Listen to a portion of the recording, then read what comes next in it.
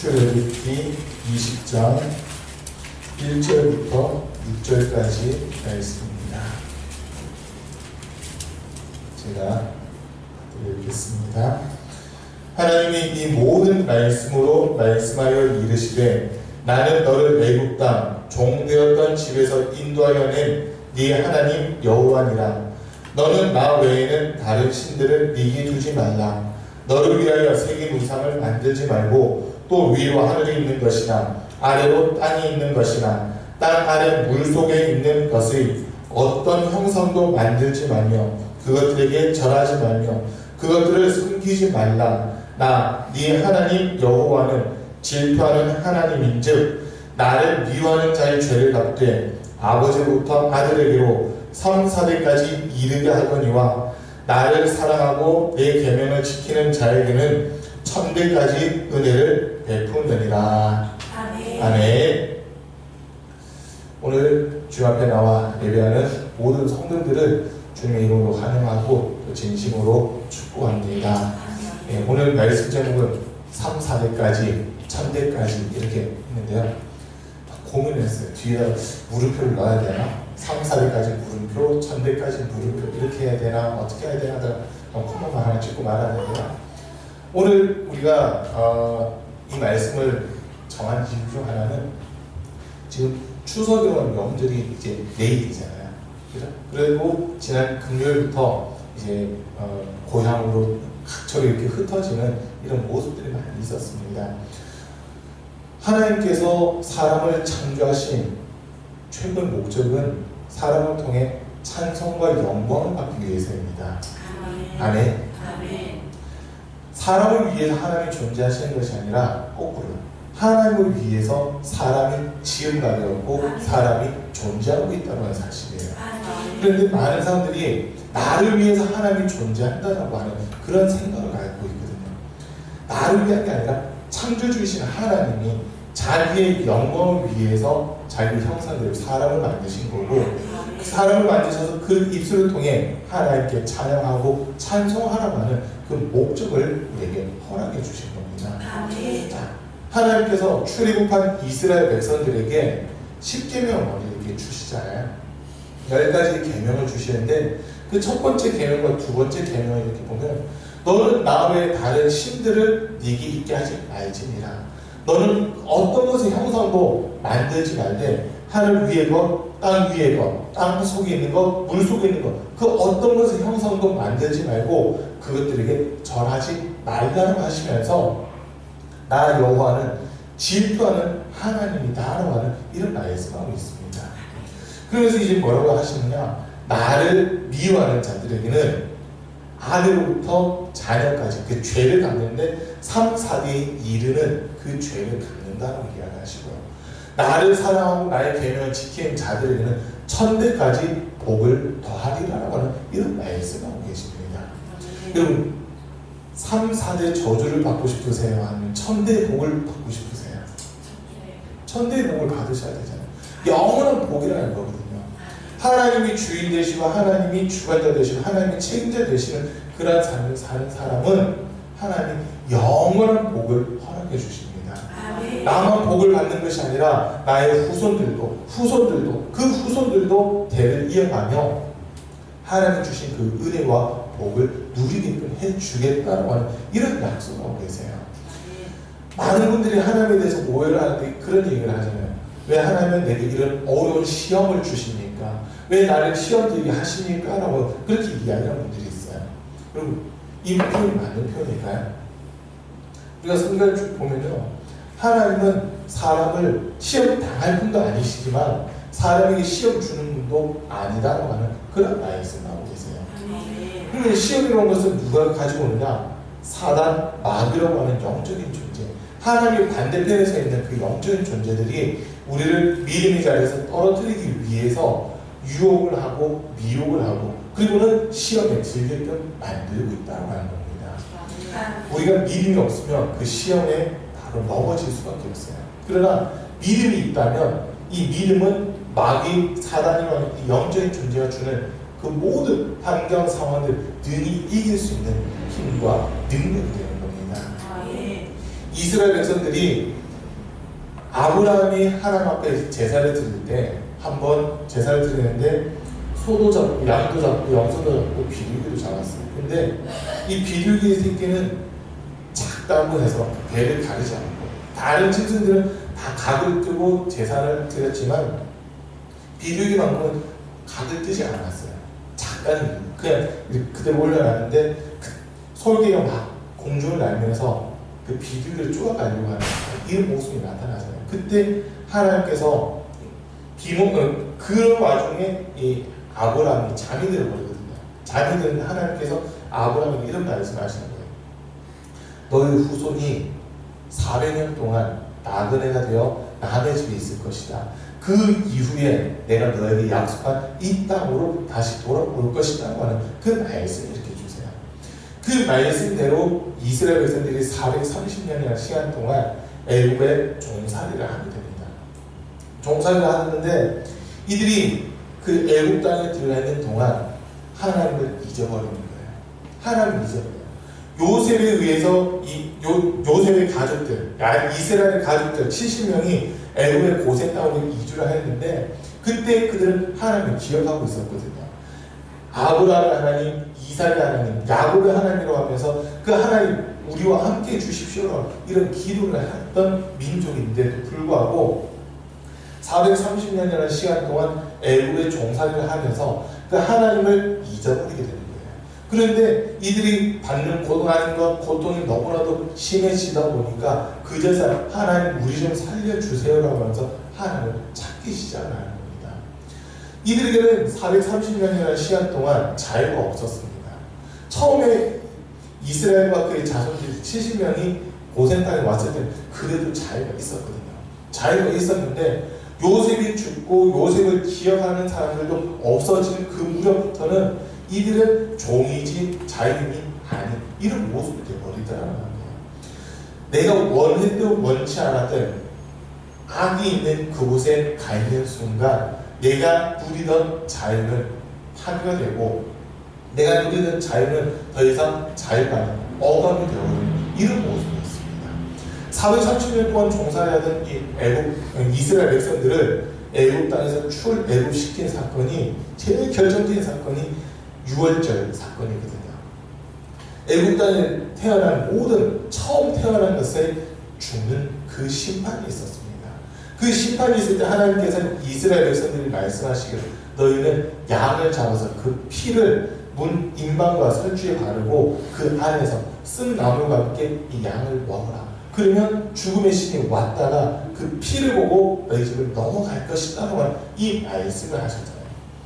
누군가가 대신 죽는 이 사건을 통해서 이스라엘 백성들이 구원을 받게 되고 살아나는 그런 일들이 있었습니다. 우리가 살고 있는 이 세상도 애굽 땅과 별반 다르지 않는 그런 세상입니다. 왜? 세상 임금인 사단 마귀라는 영적인 존재가 우리를 하나님을 기억지 못하는 곳으로 계속 끌고 가고 있어요. 환경을 만들고 상황을 만들어서 하나님이 없는 그곳으로 우리를 끌고 가고 있습니다. 그리고 이제 우리가 이 사단 마귀의 궁극적인 목적은 뭐냐? 우리 영혼을 죽여서 지옥 데리고 가는 겁니다. 우리 영혼을 죽여서 지옥을 데려가는 거예요. 그런데 우리 하나님께서는 죽을 수밖에 없었던 우리를 살릴 큰 계획을 세우시게 되는 거거든요. 유월절 사건에서 보면 양을 대신 죽여서 이스라엘 백성들을 살려주시잖아요. 이들도 다 죽임 당해야 되는 그런 운명이었음에도 불구하고 짐승을 대신 죽이고 이스라엘 백성들을 살릴 그 은혜를 허락해 주신 겁니다. 오늘 우리에게는 예수를 대신 죽여서 우리를 살리시는 그 은혜를 허락해 주셨습니다. 그러면 이제 이렇게 구원받은 성도들, 구원받은 이스라엘 백성들을 향해서 하나님께서 하신 말씀이 이 십계명인데 그 중에 이제 제일 먼저 하신 말씀이 뭐냐? 나와 외 다른 신들은 이기게 하지 말라고 하는 이 말씀을 하고 계시는 겁니다. 그리고 신이라고 하는 존재는 절대자라는 거거든요. 절대자예요. 인간의 한계를 뛰어넘어 있는 초월자, 절대자 그런 존재를 가리켜서 신이다라고 이야기를 합니다. 그런데 이 세상에는 신은 사실 한 분밖에 없습니다. 창조주신 하나님만이 유일한 신이십니다. 아멘. 아멘. 하나님이 아닌 다른 신들은 잡신이에요. 영적인 세계를 이렇게 놓고 보면 영적인 존재가 딱 세 종류가 있거든요. 창조주신 하나님이 영이시고요. 그 다음에 천사들이 영이고요. 또 사람이 영을 가진 존재. 그래서 영적인 존재는 하나님과 천사들과 사람 딱 세 종류밖에 없습니다. 자, 그런데 하나님께서는 자기의 형상대로 사람을 창조하셨고 사람 속에 영을 불어넣으셔서 창조주신 하나님 찾게끔 그렇게 우리를 만들어 주셨습니다. 베드로전서에 있는 말씀을 보면 선한 양심이 하나님을 찾아가야 한다라고 하는 그런 말씀이 나오거든요.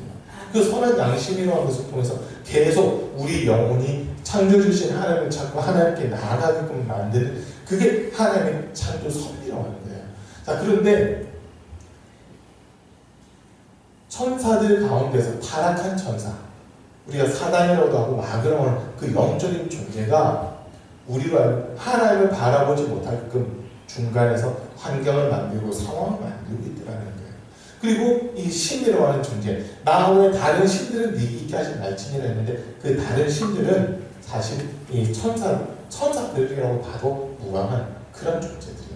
그런데 일반적인 천사들은 하나님의 심부름을 하고 하나님의 이 뜻을 이루어 나가는 이런 일을 하지만 타락한 천사, 사단 또는 마귀라고 하는 이 악한 영들은 하나님이 계획하시고 하나님의 뜻하신 것을 계속 반대를 하는 겁니다.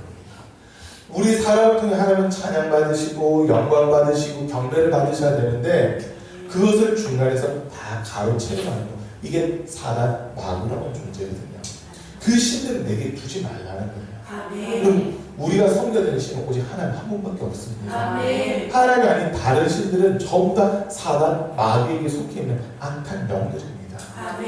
하나님을 반대하고 우리가 구원받는 것을 반대한 그런 영적인 존재들이라는 거예요. 자, 그리고 또 두 번째로 주신 말씀이 뭐냐? 너를 위하여 어떤 것을 형상도 만들지 말고 그것들에게 전하지 말라라고 하는 그 이야기를 하잖아요.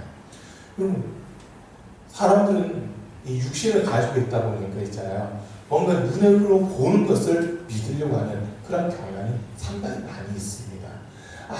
그 백문이 불여일견이라고 하는 말이 있잖아요. 100번을 내가 들었어도 한 번 보는 게 더 큰 믿음을 가지는 이런 부분이거든요. 우리가 교회에서 하나님에 대해서 하나님이 이런 분이시다 아무리 말씀을 들어도 그 하나님을 내가 직접 보지 못하다 보니까 사람들은 이게 사람들 한계인 거예요. 뭔가 눈에 보이는 것을 만들어 놓고 이게 하나님이다라고 하는 이런 모습들이 나타나는 거거든요. 우리 하나님은요 어떤 형상 만드는 걸 가장 싫어하십니다. 가장 싫어하세요. 하나님이 가장 싫어하시는 죄가 두 가지가 있거든요. 두 가지가 있는데 하나는 우상 숭배라고 하는 죄고요. 또 다른 하나는 음란, 간음이라고 하는 이 죄악입니다. 이 두 가지 죄는 하나님이 가장 싫어하는 그런 죄거든요. 자, 그런데 보세요. 어떤 것을 형상도 만들지 말아요. 그러면서 하신 말씀이 너를 위하여라고 하는 이 전제를 달고 있거든요. 하나님께서는 우리를 창조하셨을 때 분명 자신의 영광을 위해 우리를 창조하셨어요. 그리고 그 하나님의 형상대로 지음받은 사람에게 이 세상의 모든 것들을 정복하고 다스리라고 하는 권세를 허락해 주셨습니다.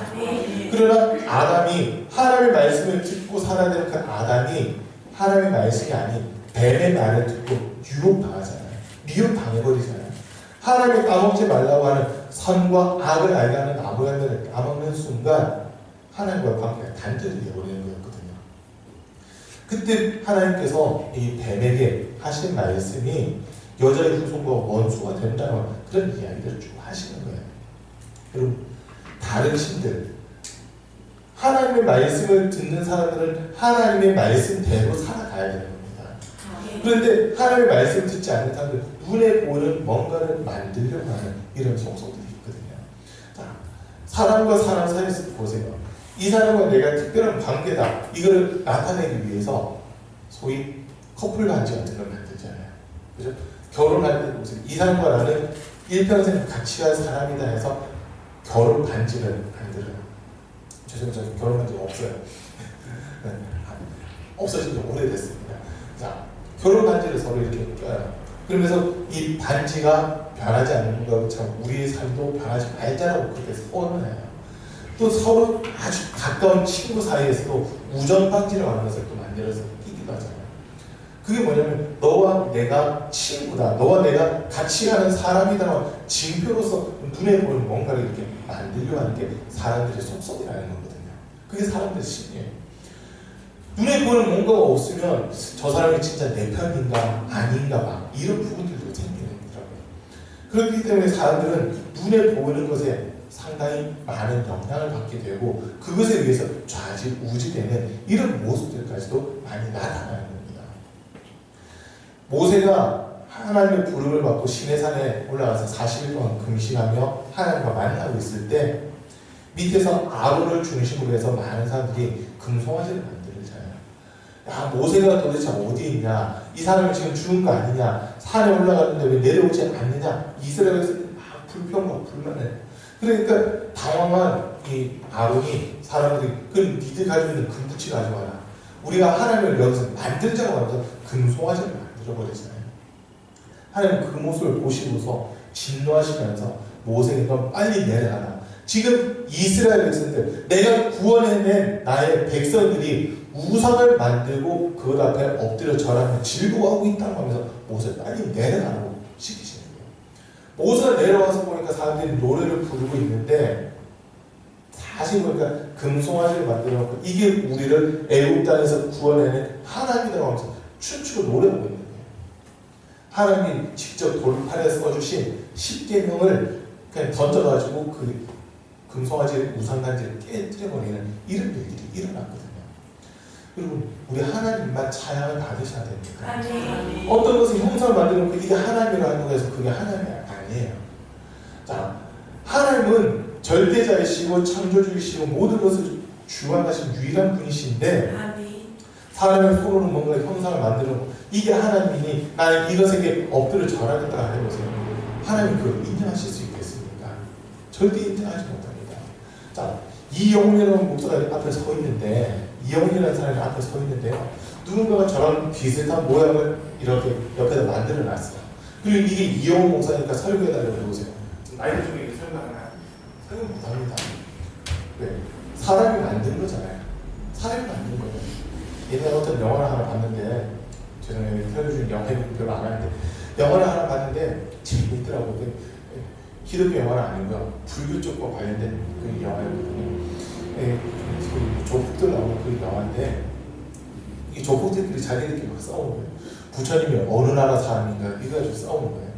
그랬더니 인도 사람이다 아니다 한국인이다 싸우는데 결론이 뭐냐면 중국인이었어요. 왜냐면 그 불상을 뒤집어 보니까 밑에 메이드 인 차이라고 되거든요. 중국인이에요. 그걸 보면서 참 생명 없는 걸 갖다가 되게 뭐라 한다. 여러분 하나님은 살아계신 유일한 신이십니다. 아멘. 살아계신 유일한 절대자로 우리가 있는 하나님이십니다. 그런데 하나님은 영으로 존재하신 분이기 때문에 형상이 없으시거든요. 아멘. 하나님이 형상이 없으세요. 하나님의 형상대로 사람을 지으셨다고 했을 때 그 형상이라는 말을 우리가 자세히 이렇게 보면 영적인 존재로 만들었다. 이 의미가 더 가까운 의미입니다. 하나님 우리 사람처럼 눈이 있고 코가 있고 손이 있고 이런 게 아니라 형상은 없으시지만 눈에 보이는 뭔가 형체는 없으시고 형상은 없어요. 그런데 하나님이라는 분은 영으로 반드시 존재하고 계신 분이시라는 거거든요. 그분의 말씀에 의해서 이 세상 모든 것들이 창조가 되고 만들어졌다는 것 이걸 우리는 인정해야 되는 겁니다. 자, 그런데 사람들은 눈에 보이는 것을 뭔가 쫓아가려고 하는 이런 모습들이 나타나고 있어요. 지금 이 추석이라고 하는 세상 명절 이때 보세요. 기독교인들조차도 난 예수 믿는 사람이야 난 기독교인이라고 하는 그 사람들조차도 이 추석 기간에 뭘 하는지 한번 보세요. 소위 추도 예배라고 하는 것을 하잖아요. 돌아가신 분을 기억하고 기리는 그런 일을 해요. 이것도 한국 교회에서 이렇게 보면요. 정동제일관리의 권사님 중 한 분이 효심이 너무나도 지극한 분이세요. 근데 이분이 자기 부모님이 돌아가시고 기일이 됐는데 재산은 안 된다고 하니까 혼자 막 고민하는 거예요. 그래도 이 부모님 내가 이 땅에 태어나게끔 해주셨던 그 부모님인데 내가 어떻게 부모님을 잊을 수 있겠느냐 하면서 목사님이 살짝 물어보고 우리 부모님을 기억하면서 예배를 드리면 안 될까요? 라고 선교사님이 이렇게 이야기를 했어요. 그랬더니 외국은 그런 전례가 전혀 없는데 이 대한민국 조선 땅에 와서 보니까 사람들 효신이 오늘도 지극해서 그 죽은 자를 위한 어떤 예배도 사실 안 됩니다라고 선교사가 얘기를 해줘야 되는데 예배를 하겠다고 하니까 선교사가 한번 해봐라고 한 거예요. 근데 그게 너무나도 좋으니까 추도 예배라고 하는 이름으로 해서 제사를 대신한 추도 예배라는 이름으로 해서 지금 한국교회 전통처럼 이렇게 내려와 버리고 있는 거거든요. 성경 우리가 자세히 보시면 죽은 자를 위해 슬퍼하지도 말고 애도하지도 말래요. 그리고 장례식장 가서 음식도 먹지 말라고 하는 그런 표현까지 구약 성경에 나와 있어요. 좀 도가 지나치다고 이해를 할지도 모르겠는데요. 제가 사실 오늘 주보가 복사가 됐으면 여러분들도 같이 읽어보면 참 좋은 내용이 하나 있어서 지금 잠깐 소개를 해드릴게요. 주보 복사가 안 되는 바람에 제가 읽어드릴게요. 조선 제사를 하지 않는 이유란 제목의 글인데요. 추석을 앞두고 조상 제사에 대해 나눕니다. 용어의 혼란을 피하기 위해 설명하면 구약 제사는 제사들을 맡을 사, 제사를 맡았다라고 하는 그런 거고요. 또 우리 그 글자를 쓰는데 우리 죄를 맡아주시는 예수님 사역을 보여줍니다. 반면 동양의 제사는 제사드릴 제사드릴 사를 씁니다. 조상을 숭배하기에 조상 제사라고 합니다. 조상 제사가 왜 문제입니까? 효경에 보면 제사를 드리는 사람은 숭배하는 마음으로 하라고 했고 유학자인 율곡 선생도 제사가 단순히 부모 공경의 의례가 아니고 일종의 종교적 신앙이라고 했습니다. 민속문화연구가 최길성 교수도 제사는 죽은 자 숭배이며 그 뒤에는 일종의 우상적 요소가 있다라고 그렇게 말합니다. 이는 십계명의 가장 큰 계명인 1, 2계명을 어기게 되는 거고요. 어떤 사람은 조상 숭배의 마음이 아니라 부모를 공경하는 마음으로 하면 괜찮다고 하는데 그러나 그렇지 않습니다. 비신앙적인 요소가 있기 때문입니다. 기독교는 살아계신 부모님에게 효도하라고 가르칩니다. 죽으면 구천을 떠도는 것이 아니라 천국 아니면 지옥이 갑니다. 제사를 받으러 올 수도 없습니다. 오히려 악한 영들이 와서 제사를 받습니다. 이런 내용이 이렇게 되어 있어요. 이건 제 얘기가 아니라 이 글을 쓰신 분이 역사적인 자료들을 찾아보니까 이 제사는 숭배하는 마음이 있고 종교적인 의식이 들어간다고 분명히 이야기를 하고 있는 거예요. 그렇기 때문에 기독교에서 이 추석 또 설 이때가 되면 제사하지 말라고 하는 이유가 그것이 우상 숭배는 바로 연결되는 거거든요. 여러분 우리 예배라는 말을 이렇게 다시 좀 풀어보면요. 한문으로 이렇게 풀어보면 엎드릴 예자에다가 엎드릴 배자예요. 예의를 갖추어서 엎드리는 것, 그게 예배라고 하는 겁니다. 경배라고 할 때는 경자가 두려워할 경자거든요. 두려움으로 엎드리는 것, 그게 경배라고 하는 겁니다. 근데 우리나라는 1990년대 불안한 경배와 찬양이라는 팀이 그 이름 때문에 사실 오해가 생기는 부분이에요.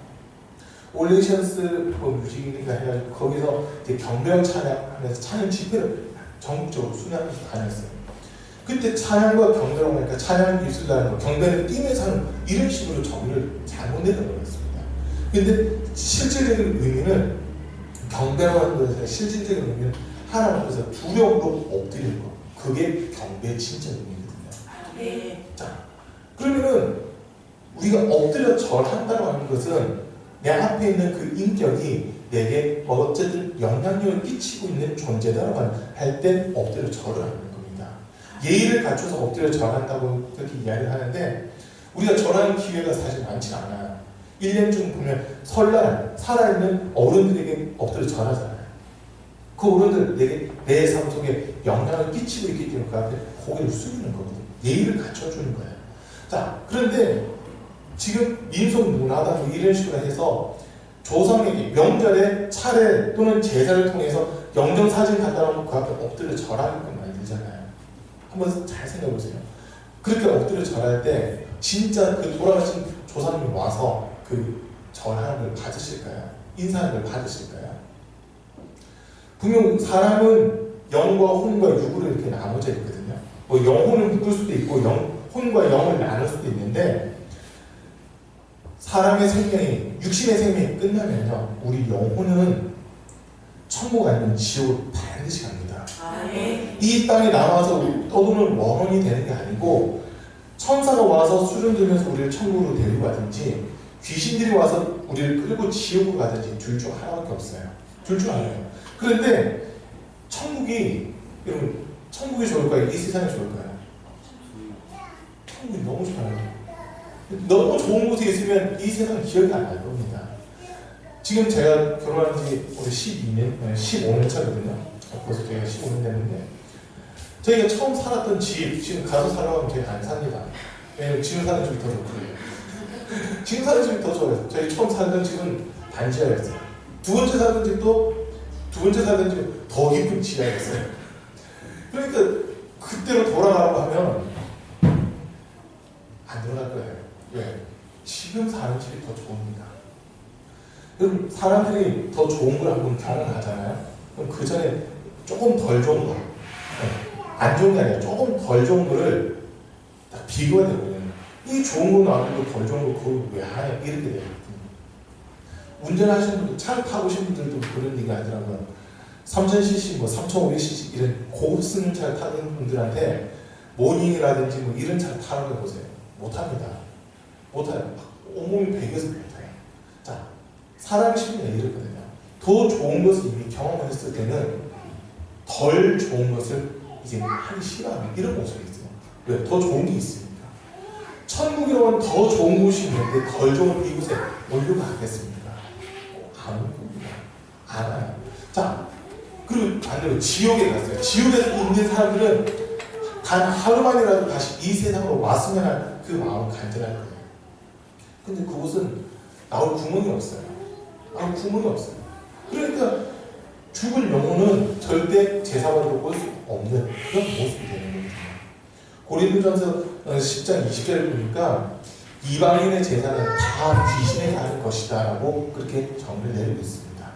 이방인의 제사는 다 귀신이 가는 거예요. 나는 너희가 귀신과 교제한 자가 되기를 원치 않는다라고 바울이 그렇게 이야기하고 있습니다.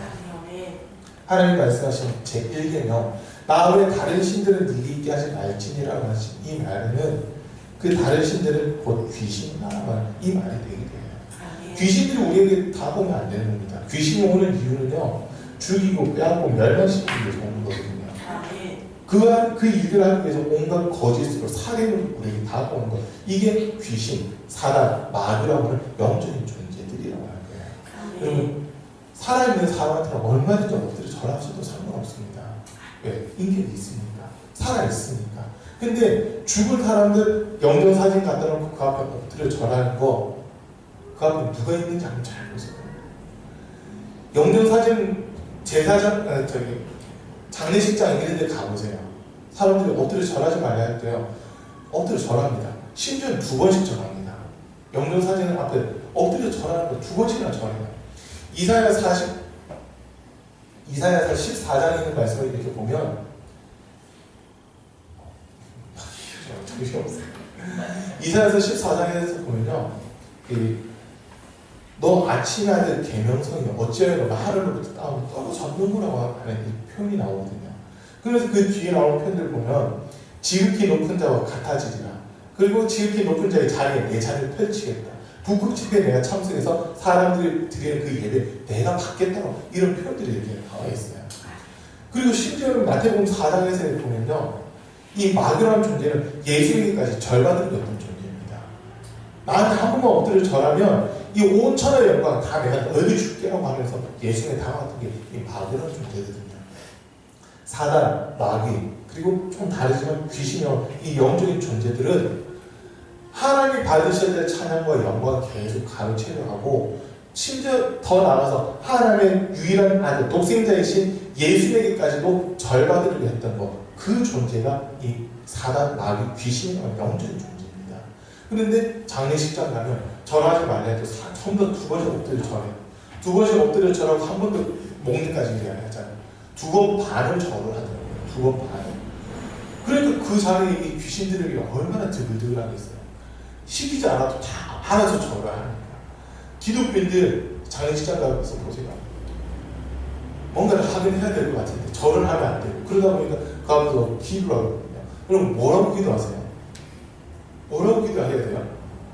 그분이 천국 가셨는데 장례 절차가 다 끝나고 마지막 이제 뭐죠? 발인이라고 그러죠. 장례식장에서 간이 이렇게 나올 때 그때 보면 전부 줄 다 서가지고 도열해가지고 기독교인이 죽어서 찬송을 부르면 전국에서 만나보자 그 나라 막 그러면서 노래를 찬양 불러요. 그리고 하늘 가는 밝은 이미 갔는데 지금 시체가 나온다고 하늘 가는 밝은 길이 내 눈앞에 열렸다 막 그러면서 찬양하고 있잖아요. 영적인 부분에서 이렇게 놓고 보면 하나도 안 맞아요. 말씀하고 놓고 봐도 전혀 맞지 않아요. 그런 부분들이거든요. 세상에서는 지금 추석이라고 해서 우리나라에서만 2,500만 명이 대이동을 한답니다. 전체 인구의 절반이 대이동을 하는 지금 그런 시기가 되었어요. 자, 그런데 보세요. 여러분, 우리가 지난주에도 잠깐 말씀드렸지만 하나님께서 이스라엘 백성들에게 3가지 절기를 지키라고 말씀하셨거든요. 그 첫 번째 절기는 유월절입니다. 이스라엘 백성들이 구원받은 것을 기념하는 그날이에요. 오늘 우리로 따지면 부활절입니다. 예수님의 죽으신 것 부활을 통해 우리가 구원받게 되는 거거든요. 그리고 두 번째 절기는 맥주절이라는 절기예요. 첫 열매를 거두고 그 첫 열매에 포함되어 있는 모든 곡식을 거두는 그 절기가 맥주절 또는 칠칠절이라는 절기인데 예수님께서 잠자는 자들의 첫 열매가 되셨잖아요. 부활하신 후로 잠자는 자들의 첫 열매가 되셨어요. 예수님은 우리도 그 잠자는 자의 첫 열매에 동참하게 되는데 어떻게 동참하느냐? 성령을 통해서 동참하게 되는 겁니다. 그래서 이 맥주절은 사실 지금 성령 강림절로 대체가 되었다는 해도 무방한 그런 절기예요. 그리고 세 번째 절기가 수장절 또는 총합절이라고 하는 이 절기입니다. 이스라엘 유대적으로 따졌을 때 7번째 달 15일을 지켜 행하라고 주님이 그렇게 명하시거든요. 6월절이 있는 달이 첫째 달이에요. 그래서 그걸 계산해서 보면 9월 아니면 10월이거든요. 날짜는 9월 아니면 10월. 우리가 부활절 지키는 때를 보면 거의 3월 마지막 주부터 4월 셋째 주 그 사이에 이 부활절이 있습니다. 자, 그런데 이렇게 얘기해서 보니까 4월 넷째 주까지 갈 수도 있어요. 1일이 주일, 4월 1일이 주일이거나 이러면은 넷째 주일이 돼도 10며칠밖에 안 되기 때문에 그 사이에 이렇게 되는데 그럼 거의 4월달이잖아요. 4월을 첫째 달을 잡았을 때 4, 5, 6, 7, 8, 9, 10 9월, 10월 이때가 이제 7번째 달이 되는 거거든요. 하나님이 정하신 그 절기를 했을 때 7번째 달인데 그때 지금 추석이라고 하는 이 명절을 동아시아에는 딱 만들어 놓고는 창조주 구원자이신 하나님, 우리를 인도해 주신 하나님 기억하는 게 아니라 조상 신들에게 찾아가니까 지금 이루고 있다는 겁니다. 그래서 우리가 지난주일날 추수감사절 앞당겨서 드린 거잖아요. 귀신들, 세상에서 말하는 조상 신들한테 그 횟과일, 횟국식 바치기 전에 우리는 하나님께 먼저 꿈을 드리지 않아서 지난주에 추수감사절 보내는 거였습니다. 자, 여러분 분명 연휴 기간이고 이래서 이동하신 분들이 계실 거예요. 살아있는 사람 만나면 아무도 뭐라 안 합니다. 그런데 만에 하나라도 죽은 사람을 기리기 위해서 모인다. 그거는 여러분 그 자리를 피하셔야 됩니다. 우상 숭배 이게 하나님 제일 싫어하는 죄고요. 고린도후서 6장에 있는 말씀을 보면 성전과 벨리알이 함께할 수 없고 예수와 우상의 재단이 함께할 수 없다고 하는 이 표현이 나와 있거든요. 저와 여러분들이 진짜 예수 믿는 믿음이 있다면 우상 숭배하는 그 자리를 무조건 피하셔야 됩니다. 우리에게 숭배 받으셔야 될 분은 하나님 한 분밖에 없습니다. 예배 받으실 분은 하나님 한 분밖에 없습니다. 우리를 구원하셨다는 것, 그 이유만으로도 하나님은 찬양과 영광을 받으셔야 하는 분입니다. 그런데 단지 내게 육신의 생명을 주셨다는 것 때문에 돌아가시기 전에 살아계실 때 잘해야 되는 거, 그게 기독교예요. 돌아가신다면 아무리 잘해야 건 아무 소용이 없습니다. 여러분 돌아가셨다고 해서 제사상은 몇 천만 원, 몇 억씩 드렸다 한다고 그 돌아가신 분이 지옥에 가도 천국을 갈 수 있나요? 아닙니다. 그렇다고 그 돌아가신 분이 다시 살아올 수 있나요? 그것도 아니잖아요. 살아 계실 때, 부모님이 살아 계실 때 효도하고 공경해야지, 돌아가신다 살아서 못하는 걸 이제 제가 하겠습니다 하고 아무리 그 부모님 받을 수 없는 겁니다. 기독교에서는요, 생명의 종교잖아요. 기독교는 생명 자체잖아요. 예수님께서도 그런 말씀하세요. 어떤 제자가 예수님 제가 주님 바르겠습니다. 그런데 제 아버지 장례가 났기 때문에 장례만 치르고 제가 예수님을 쫓겠습니다 할 때 예수님이 그러시잖아요. 죽은 자는 죽은 자들로 장례 치르게 하고 산 자는 나를 따르라고 말씀하시거든요. 저 여러분들이 예수님을 믿고 있다면 우리 영혼 살아있는 거예요. 산 자는 살아계신 하나님의 말씀을 쫓아가야 되는 사람입니다. 영혼이 죽은 자들은 죽은 자를 따라갈 수밖에 없어요. 그리고 절대 죽은 자 되지 마시고 예수를 믿는 믿음으로 산자가 되십시오. 우리 주님은 산자를 끝까지 지키려고 하시는 분이십니다. 죽은 자들이 드리는 그 제사 따라가면 내 영혼도 같이 죽는 거예요. 내 영혼도 같이 죽는 겁니다. 이거 우리가 아시고 정말 이번 추석 명절 기간 동안 살아있는 사람들과 더 그런 게 많이 나누세요. 예. 그리고 정말 우상 숭배하는 그거 죽기까지 진짜 내가 모욕을 당하고 온 가족들에게 핍박을 받는다 하더라도 우상 숭배만큼 절대 안 한다고 이 마음 가지셔야 됩니다. 히브리서 12장 4절 말씀에 보면 너희가 죄와 싸우되 피 흘리기까지는 아니하였구나 그렇게 기록하고 있거든요. 피 흘릴 만큼 죄와 싸우셔야 돼요. 네, 죄의 삭은 사망이거든요. 죄의 삭은 사망이에요. 그런데 예수님을 믿는 사람들은 싸워야 될 제일 큰 죄가 뭐냐? 우상 숭배 죄라고 하는 겁니다.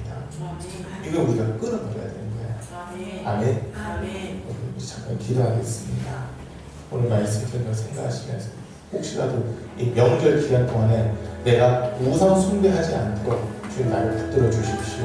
정말 주님이 살아계신 하나님은 산자의 하나님이라고 하셨는데 살아있는 자의 하나님이라고 하셨는데 내가 죽은 자들을 쫓아가고 죽은 자들을 기리는 이런 모습이 있었던 걸 용서하시고 또 하나님이 기뻐하지 않는 우상 숭배의 죄악들을 용서해 주십시오. 그리고 정말 주님 은혜 가운데 가고 주님 사랑을 가하는 우리의 삶이 되게 해달라고 이 시간 주의 세 번 부르고 같이 기도하겠습니다.